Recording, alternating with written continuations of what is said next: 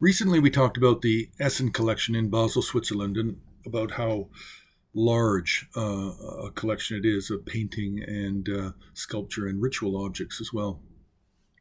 And we also mentioned about how there were shared objects between other museums.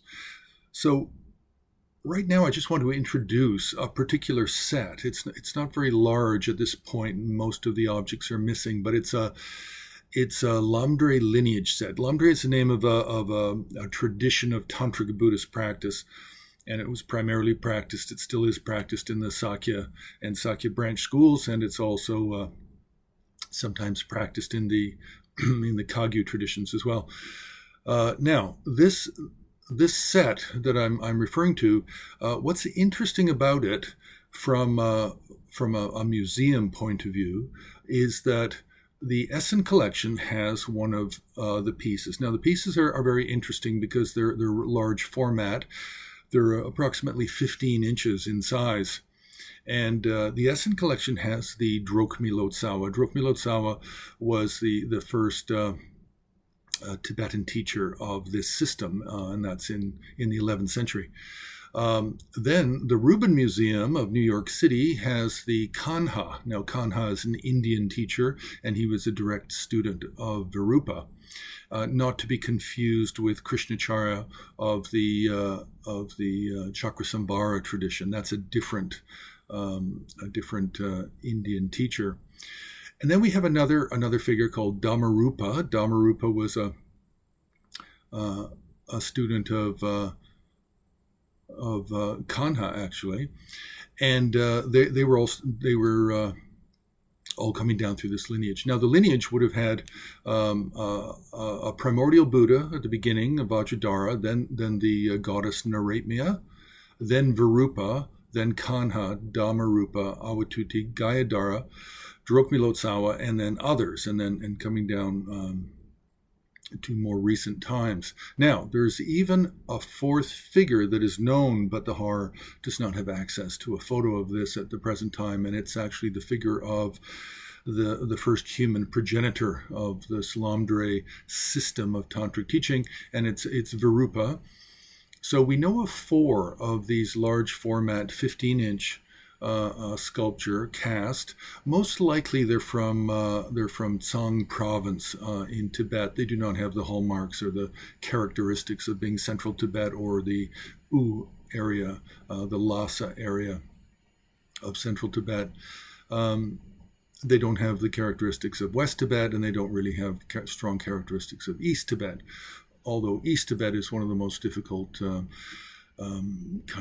sculptural styles to pin down. Now, what's also interesting, the Dhammarupa I mentioned, I cannot recall exactly, but I believe it comes from Ackland Museum in Chapel Hill University, Chapel Hill, North Carolina. I believe that's where it's from, but don't hold me to it. So here we have three objects, and they're all masterworks in their own way. And one is the Essen Museum in Basel, Switzerland. One is the Rubin Museum, New York City, and one is Chapel Hill University, Ackland Museum.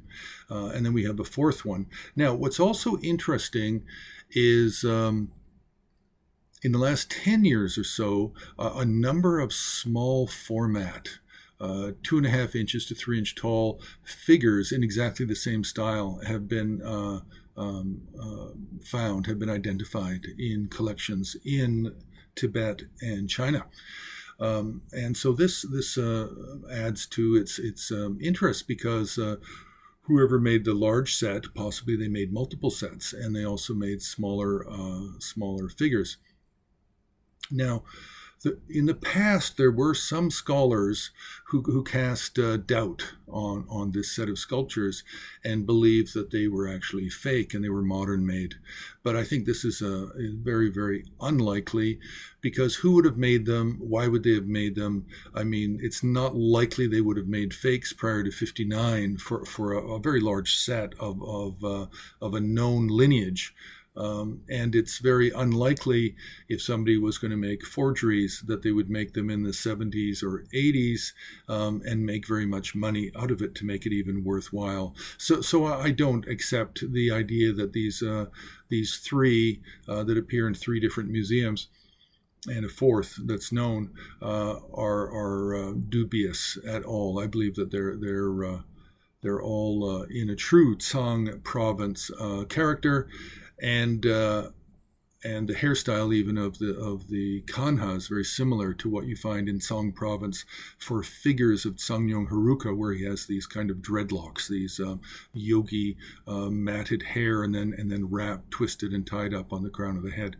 So just a very interesting set, and most likely more will turn up in other collections or museum basements or temples or monasteries in Asia. So we'll just have to wait and see. So you can press like, you can subscribe, you can join Horror on Patreon, and you can also make a donation on the homepage of Himalayan Art Resources.